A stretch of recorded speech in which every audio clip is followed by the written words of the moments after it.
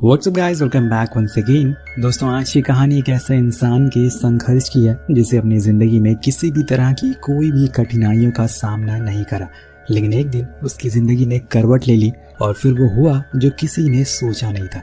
फू नाम का आदमी, जो कि एक कंपनी का CEO है, वो एक छोटे से प्लेन में अंटार्कटिका की ओर जा रहा है, जहाँ पर उसका मानना है कि वो एक वेडिंग डेस्टिनेशन के लिए जगह बनाएगा और ऐसा करने वाली उसकी कंपनी पहली होगी जिससे उसे खूब मुनाफा होगा।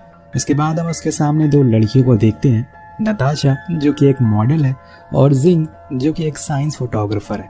इसके अलावा बस एक पायलट है। दरअसल ये प्लेन काफ़ी लिमिटेड रिसोर्सेज के साथ जा रहा है, क्योंकि जिस जगह पर ये लोग जा रहे हैं वहाँ पर बहुत ही कम लोग आते जाते हैं। खैर, यहाँ पर फू जिंग के सामने अपने बारे में बहुत सी बातें बताता है, जैसे कि वो कितना अमीर है, वो कहाँ पर जा रहा है, फलाना फलाना। लेकिन वहीं जिंग एकदम उसके विपरीत होती है। वो एकदम शांत स्वभाव की थी, इसलिए चुपचाप बस अपनी किताबों को पढ़ रही होती है। लेकिन इन तीनों को ये नहीं पता कि कुछ ही देर बाद इनके लिए एक ऐसा समय आने वाला है जो इन्होंने बस पिक्चरों में ही देखा होगा। जी हाँ, कुछ ही देर बाद जिसे ये अंटार्कटिका के पहाड़ों के करीब पहुंचना शुरू करते हैं, इनके प्लेन से तेज हवाएं टकराने शुरू कर देती है, जिसकी वजह से प्लेन हिलने लगता है और एक समय पर तो वो एक पहाड़ से टकराने वाला होता है। लेकिन सही समय पर पायलट ने उसे ऊपर ले लिया था, लेकिन तभी उसका सामना एक बड़े तूफान से होता है, जिसमें प्लेन गायब सा ही हो जाता है और इसी चक्कर में पायलट को कुछ दिखाई नहीं देता। वो जाकर टकराता है एक ऊंचे पहाड़ से, जिसमें सबसे पहले पायलट की मौत होती है। वो सीट समेत प्लेन से नीचे गिर जाता है, लेकिन पीछे बैठे तीन लोग अभी जिंदा थे और कुछ ही देर बाद इनका प्लेन अब नीचे आना शुरू हो जाता है। अंटार्कटिका के पहाड़ों के बीच में जाकर क्रैश हो जाता है। चारों ओर बस बर्फ और अंधेरे के अलावा कुछ नहीं था। सभी की आंखें बंद थी, लेकिन हमें ये नहीं पता कि कौन जिंदा है या फिर कौन मर चुका है। पर यहाँ पर सबसे पहले फू की आंख खुलती है। वो फौरन बाहर जाता है और चारों ओर देखता है, तो उसे समझ आता है कि ये लोग जिस जगह पर क्रैश हुए हैं वो असल में बर्फ से ढका अंटार्कटिका है और यहाँ से बस वही प्लेन और शिप गुजरते हैं जिन्हें बहुत ही ज्यादा जरूरी काम हो, इसलिए इन्हें खुद ही कुछ करना होगा। खैर, पहले तो ये बस क्रैश हुए प्लेन के अंदर जाते हैं ताकि अपने साथियों को बचा सके। वहां उसे नताशा बुरी हालत में दिखती है। उसके मुंह से खून आ रहा था, पर सीट बेल्ट की वजह से कहीं इधर उधर वो गिर नहीं पाई।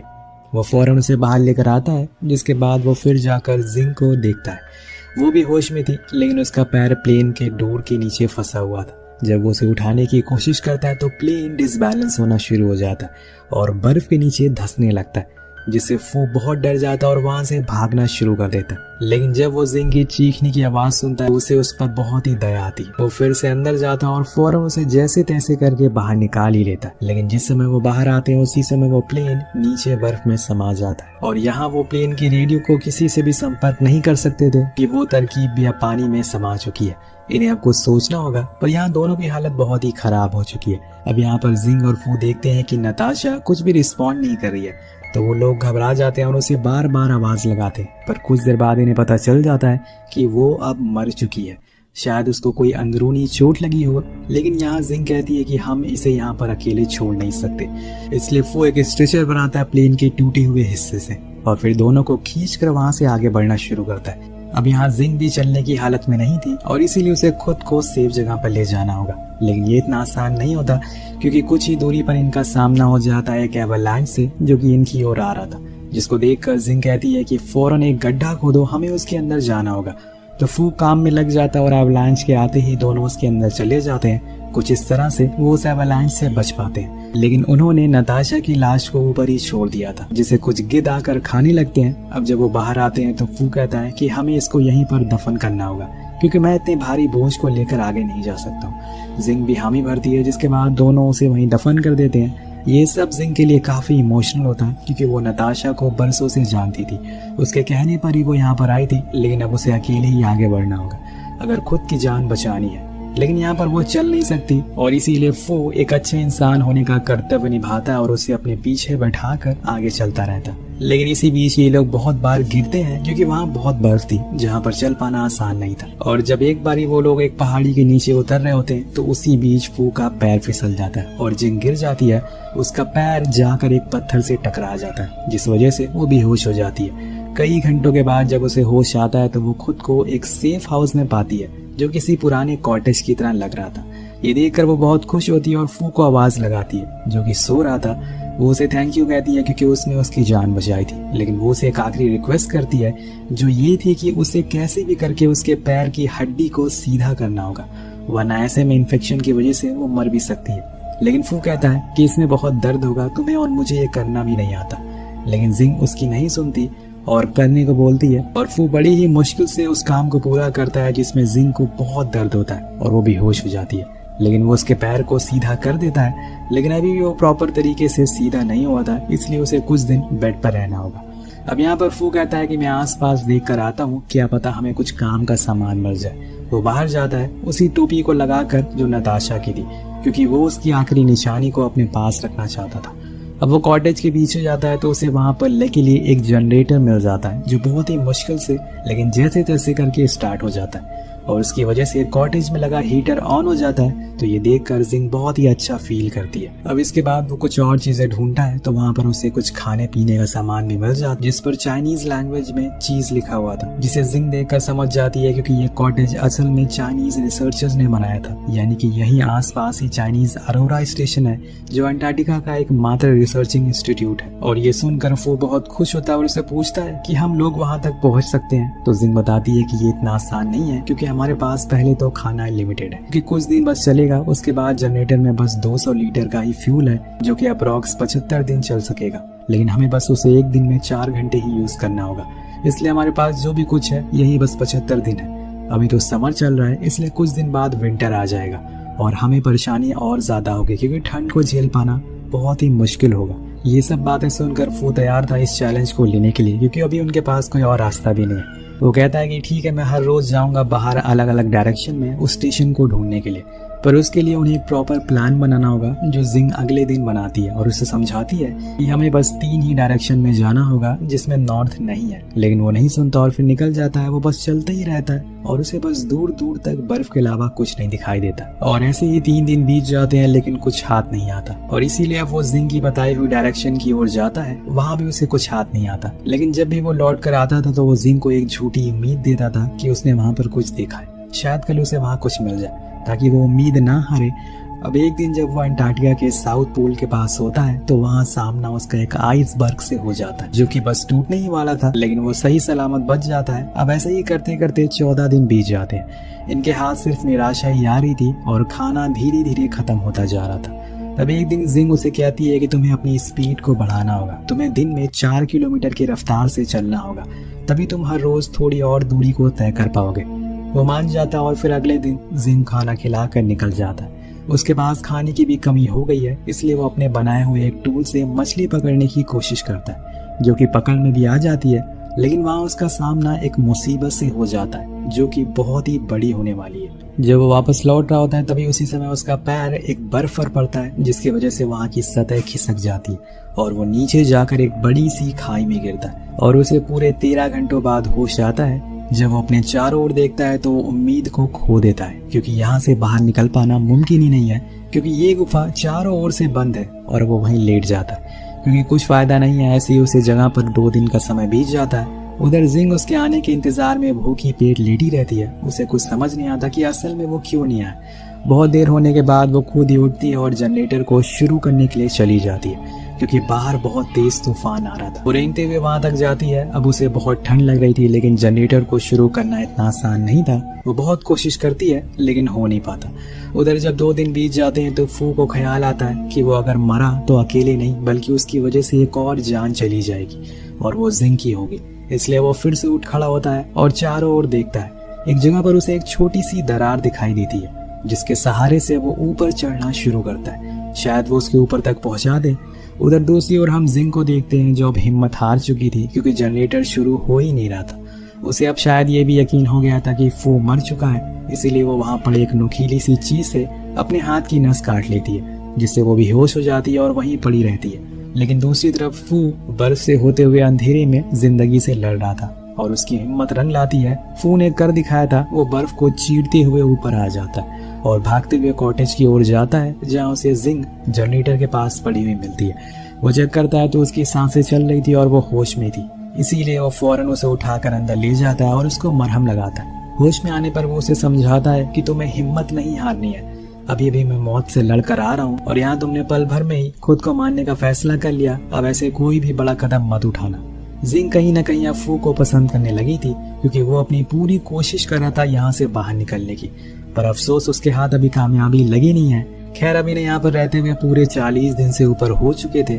अब ऐसे ही एक दिन जब फू फिर से उस स्टेशन को ढूंढने के लिए बाहर जाता है, अब ज्यादा ठंड होने की वजह से उसकी आंख की रोशनी काम करना बंद कर देती है। उसे सब कुछ ब्लर दिखाई देने लगता है, इसलिए वो वापस लौटना शुरू कर देता है। लेकिन आते आते उसे कुछ भी दिखाई नहीं दे रहा था, यहाँ तक कि अपना कॉटेज भी। और इसी वजह से वो गिरना पड़ना शुरू हो जाता है और जोर जोर से जिंग को आवाज लगाता है। उसकी किस्मत अच्छी थी कि जिंग उसकी आवाज सुन लेती है और बाहर आकर उसे सही डायरेक्शन बताती है, जिसकी मदद से वो उसके पास पहुंच जाता है और उसे गले से लगा लेती है। वो उसे बताती है कि ऐसा इसलिए हुआ क्योंकि यहाँ पर बर्फ की किरणें बिना किसी रिफ्लेक्शन के पड़ती हैं और ऐसे में इसे देखने में कोई भी आदमी अंधा हो सकता है। वो उसे एक कपड़े को बांधने को देती है, जिससे 3 दिन बाद वो सही हो जाता है। अब वो दोनों अच्छे दोस्त बन चुके थे और सही होने के बाद वो एक बार फिर बाहर जाता है उसी कपड़े को बांधकर। लेकिन इस बार वो किसी खाई में नहीं बल्कि समुद्र के ठंडे पानी में गिर जाता है, क्योंकि जहाँ पर ये खड़ा है वहाँ की सतह बहुत ही कमजोर होती है। वो बहुत कोशिश करता है ऊपर आने की, लेकिन कोई फायदा नहीं होता। तभी उसकी नजर कुछ पेंगुइन पर जाती है जो एक रास्ते से ऊपर आ रही थी और वो उनके पीछे जाता। धीरे धीरे तैरता हुआ ऊपर आ जाता है और उसका खून अब जमना शुरू हो गया था, क्योंकि उसका पूरा शरीर गीला हो गया था। ऊपर से यहाँ की हवा उसका खून जमा रही थी। वो जैसे तैसे चलता है, लेकिन उसके बाल दाढ़ी सब कुछ जम चुका था, लेकिन उसने हिम्मत नहीं आ रही थी। वो चलता रहा और फाइनली कॉटेज तक पहुंच जाता है, पर जिंग उसकी ऐसी हालत देखकर बहुत डर जाती है और फौरन उसके साथ सो जाती है ताकि उसको थोड़ी गर्मी मिल सके। अब अगले दिन फू की हालत थोड़ी सी बेहतर होती है, जिसके बाद वो फिर से निकल जाता है। लेकिन यहाँ वो देखता है कि उसके शूज, उसके जूते तो है ही नहीं। दरअसल वो उस दिन पानी में गुम हो गए थे, इसलिए वो नताशा की लाश के पास जाता है और उसके जूते को बाहर निकाल लेता है और उसे पहन लेता है। अब यहाँ वो फिर से आगे बढ़ता है और अब उन्हें 50 दिन के ऊपर हो गए थे, लेकिन कुछ भी हाथ नहीं आया था। उधर अब जिंग के पैर भी धीरे धीरे ठीक होने लगे थे। फू उसे रोज थोड़ा थोड़ा एक्सरसाइज करवाता है ताकि वो जल्दी चलना शुरू कर दे। पर एक दिन उनके दरवाजे पर किसी की दस्तक होती है। उन्हें लगता है कि शायद ये पोलर बियर हो सकता है, इसीलिए वो डर जाते हैं। लेकिन जब वो गेट खोलते हैं तो वहाँ पर उन्हें एक पेंगुइन मिलती है जो उनके कॉटेज के अंदर आने लगती है। फू उसे मारने की कोशिश करता है, लेकिन जिंग ऐसा करने से मना करती है और उसे एक पेट की तरह रखना शुरू कर देती है। अब दोनों ही एक दूसरे का साथ को पसंद करने लगे थे। एक दिन फू उसे अपने बनाए हुए एक स्केटिंग से बाहर घुमाने भी ले जाता है। उसके पीछे पीछे वो पेंगुइन भी आती है। एक जगह दोनों बैठकर आराम करते हैं। तभी जिंग गौर करती है कि उसके नाक से खून आ रहा है, लेकिन वो इस बारे में फू को कुछ नहीं बताती। एक दिन जब वो दोनों किसी बात पर खूब हंस रहे होते हैं कि तभी फिर से जिंग की नाक से खून आने लगता है और इस बारी फू ये देख लेता है। वो उसे बताती है कि असल में विटामिन ई की कमी से हो रहा है। मुझे वेजिटेबल की जरूरत है। अगर ऐसा ही चलता रहा तो कुछ दिन में मेरे दांत टूटने लगेंगे और फिर मेरे बाल झड़ने लग जाएंगे और धीरे धीरे मैं मर जाऊंगी। लेकिन तुम मेरे लिए परेशान मत हो, तुम्हें खुद के लिए जिंदा रहना है। वो पूरी रात फू जाकर बिता देता है, क्योंकि अब जिंग से वो प्यार करने लगा था। वो ऐसे तो उसे मरने नहीं दे सकता।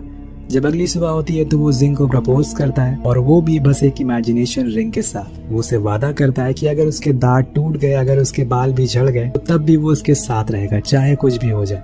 वो उसे मरने तो नहीं देगा। वो कहती है कि मैं भी तुम्हारे साथ रहना चाहती हूँ, लेकिन शायद ऊपर वाले को मंजूर नहीं है और इसीलिए तुम बार बार यहाँ पर लौट कर मत आया करो। अब तुम स्टेशन को सिर्फ ढूंढो, मैं अपना ख्याल खुद रख लूंगी।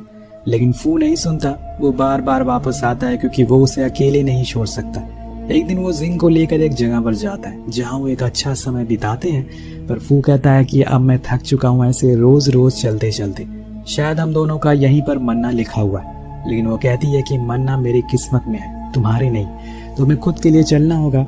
हमने इतने दिन साथ बिताए हैं, उसको एक अच्छी एंडिंग देनी है तुम्हें। इसलिए अगले दिन वो फिर से चलना शुरू कर देते हैं और इस बारी उनका सामना तूफान से होता है। वो पूरा बर्फ से जम चुका था, लेकिन फिर से खड़ा उठता है और आखिर में वो एक साइन के पास पहुंचता है जो असल में चाइनीज अरोरा रिसर्च सेंटर का था।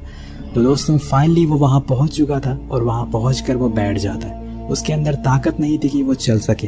तभी कुछ लोग उसे देखकर फौरन बाहर आते हैं और फू बताता है कि उसका एक साथी कॉटेज में फंसा है, इसलिए वो लोग अपनी ट्रक से उसे लेने के लिए जाते हैं। लेकिन तभी वहाँ एक बहुत बड़ा एवलांच आता है। फू के सामने ही वो पूरा कॉटेज उस एवलांच में समा जाता है, जिसमें जिंग का भी बच पाना असंभव था।